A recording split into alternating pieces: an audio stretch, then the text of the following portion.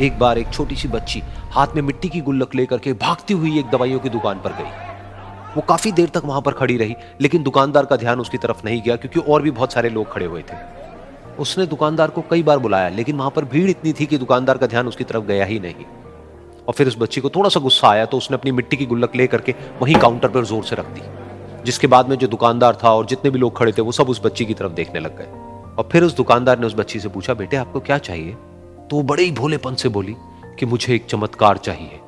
ये सुनकर के दुकानदार को कुछ समझ नहीं आया, ना ही वहां पर जो लोग थे उनको कुछ समझ में आया, और सब उसकी तरफ देखने लग गए। फिर दुकानदार ने बोला, बेटे चमत्कार तो यहाँ पर नहीं मिलता है। तो बच्ची को लगा कि वो उससे झूठ बोल रहा है, तो बच्ची ने कहा कि मेरी गुल्लक में बहुत पैसे हैं, आप बताओ आपको कितने पैसे चाहिए, लेकिन मैं आज यहां से चमत्कार लेकर के ही जाऊंगी। तो वहीं काउंटर पे एक और आदमी खड़ा था, उसने उस बच्ची से पूछा कि बेटे क्यों चाहिए तुमको चमत्कार?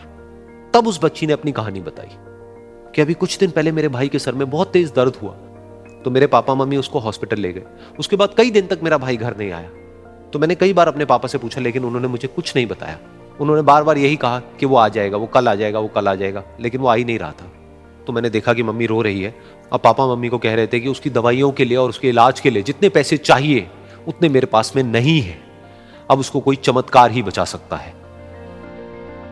तब मुझे लगा कि अगर मेरे पापा के पास में इतने पैसे नहीं भी हैं तो क्या हुआ, मेरे पास में तो है। तो मैंने जितने भी पैसे जोड़ रखे हैं वो सारे लेकर के मैं इस दवाई की दुकान पर आई। फिर उस आदमी ने उस बच्ची से पूछा, कितने पैसे हैं तुम्हारे पास में? ये सुनते ही उस बच्ची ने अपनी गुल्लक उठाई, जमीन पर फेंकी और तोड़ दी, और पैसे गिनने लग गई। बाकी सब लोग खड़े होकर के उसको देख रहे थे।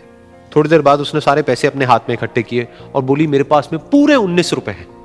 वो जो आदमी वहां पर खड़ा था वो थोड़ा सा मुस्कुराया और बोला कि अरे तुम्हारे पास में तो पूरे पैसे हैं, इतने का ही तो आता है चमत्कार। ये सुनकर के वो बच्ची बहुत खुश हो गई और बोली कि चलो मैं आपको अपने पापा से मिलवाती हूं। बाद में पता लगा कि वो आदमी कोई आम आदमी नहीं था, बल्कि एक बहुत बड़ा न्यूरोसर्जन था, और उसने सिर्फ 19 रुपए में उसके भाई की सर्जरी करी, और कुछ ही दिन बाद वो ठीक होकर के घर वापस आ गया। फिर कुछ दिन बाद वो बच्ची, उसका भाई, उसके पापा, उसकी मम्मी चारों एक साथ बैठे हुए थे और बात कर रहे थे। तो उसकी मम्मी ने उसके पापा से पूछा कि अब तो बता दो ये चमत्कार आपने किया कैसे? तो उन्होंने अपनी बेटी की तरफ देखा और बोले, ये चमत्कार मैंने नहीं, इसने किया है।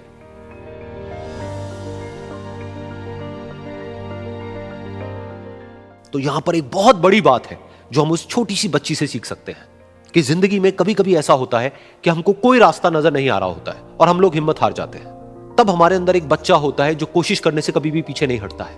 वो हार मानने को तैयार नहीं होता है क्योंकि उसको ना शब्द समझ नहीं आता है। वो बच्चा जिसके लिए कुछ भी नामुमकिन नहीं है, क्योंकि वो हर हाल में कोशिश करता ही रहता है।